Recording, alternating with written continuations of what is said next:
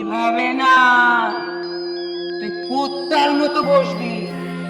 কুত্তার মতো বৈশা একবার তোর মন্ত্র পড়বি আর একবার কুত্তার মতো ঘেউ ঘেউ করবি।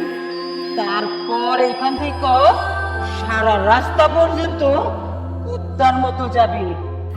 যদি চালাকি করার চেষ্টা করিস না, আমার বন্ধু আছে না, তোর সারা রাস্তায় পাহারা দিতে দিতে নিয়ে যাইব। যদি কোনো ভুল করস তাহলে কিন্তু তারা তোর ঘর কাটাইব।